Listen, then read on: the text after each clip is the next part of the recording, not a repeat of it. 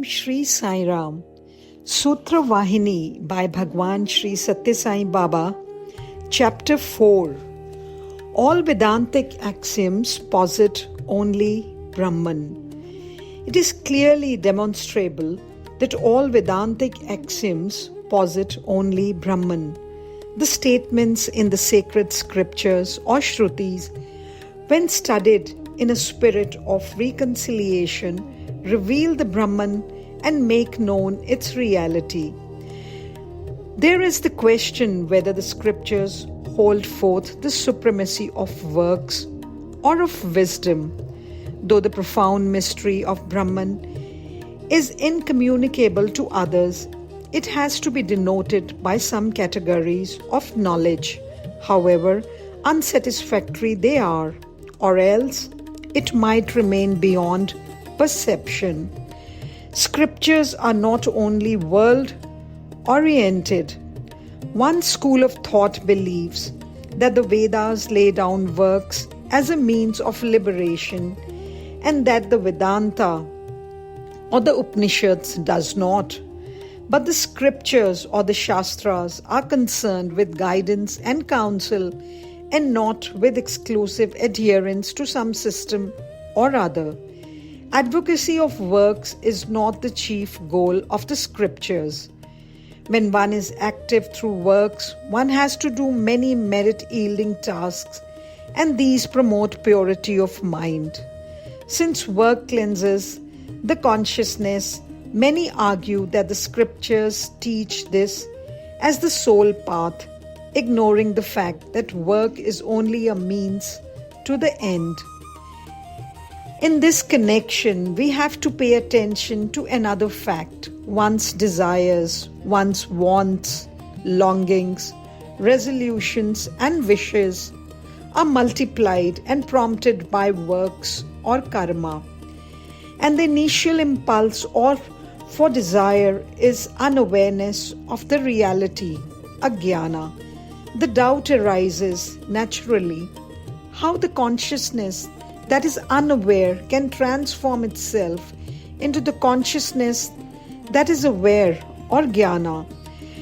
Darkness can never remove darkness, can it? So too, ignorance can never destroy ignorance. It can be accomplished only by spiritual wisdom, jnana, awareness of the truth. This is the dictum promulgated by Shankara. The world needs harmony very much. It also needs awareness to an equal extent. How very difficult it may be to convey the knowledge of Brahman to others. It has been said that there is a vast difference between the impact of knowledge of Brahman and the impact of works, that is karma. Merit and demerit, happiness and misery are the consequence of activity. The happiness attainable through work ranges from the regions of humans up to the highest stage of the region of the divine. So too, below the level of the human region, there are regions where misery becomes deeper and deeper, more and more agonizing. They are relatively unreal and not absolutely real. Awareness, not attachment to works, is the key. Therefore, awareness and bliss is innate, existing in its own right. It is eternally present. It is the one unchanging, unaffected truth. It cannot be acquired by practicing prescriptions and exercises. The state of liberation or moksha transcends the body, mind, ego, complex. Therefore, transcendence is beyond one's physical, mental, or intellectual effort. When awareness dawns, the darkness of ignorance disappears. When the lamp is lit, darkness is no more. Some argue that it is not quite fair to declare that knowledge of Brahman as the only truth cannot be gained by personal effort. Shankara reconciles this point of view with his main thesis mentioned already. the spiritual wisdom or jnana that one is actually Brahman and nothing else is latent in the consciousness of everyone.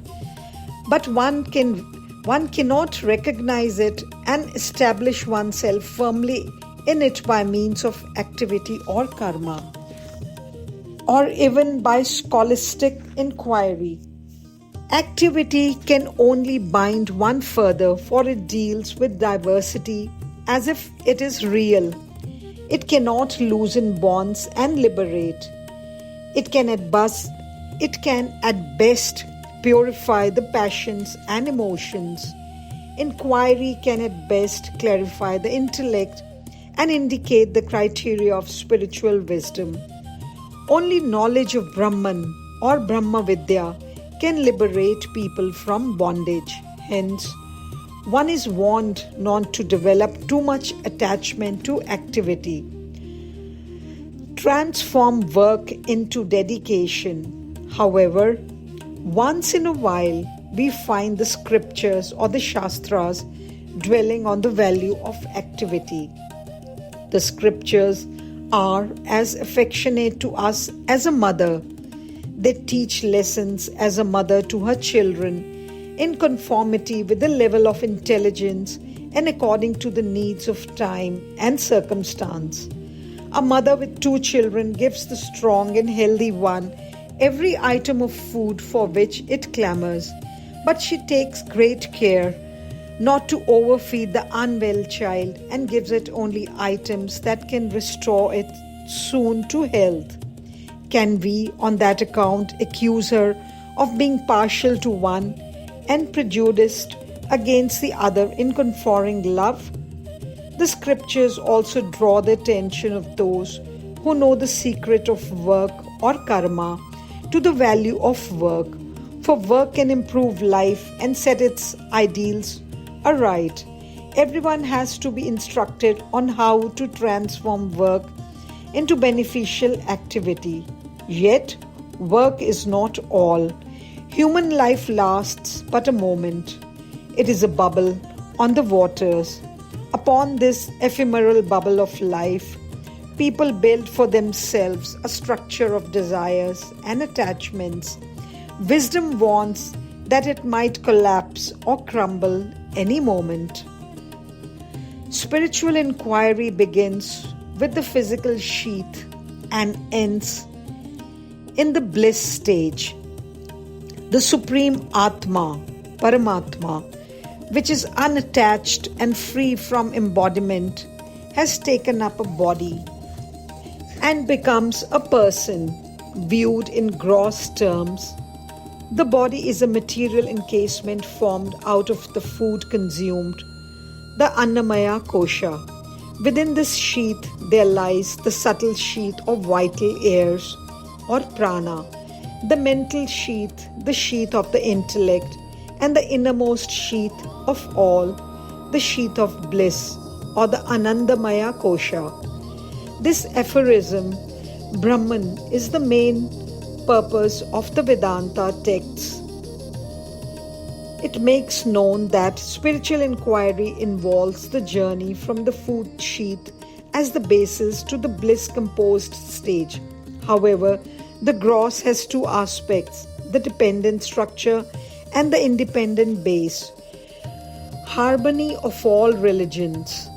In the current spiritual belief of mankind, one cannot discern anywhere a harmonizing factor. The principles of coordination and reconciliation have to be expanded and expounded. Though religions have separate names and the doctrines are distinct from each other, in essence all are one. The aphorism endeavors to emphasize the common core. Unfortunately, the apparent differences among the religions have subverted the amity of all men and the feeling of international brotherhood. Today, the experience and the wisdom of great seers who have unveiled the mystery of the cosmos and the feelings of universal love are not appreciated, accepted, and respected. All religious dogmas, except a few, can easily be harmonized and reconciled. The same God is extolled and adored under various names through varied ceremonial rituals in many religions. In every age, for every race or community of people, God has sent prophets to establish peace and goodwill. Since many separate religions have spread worldwide, they have lost fraternal feelings and thereby have suffered invalidity. There is an urgent need for harmony. All great people are images of God.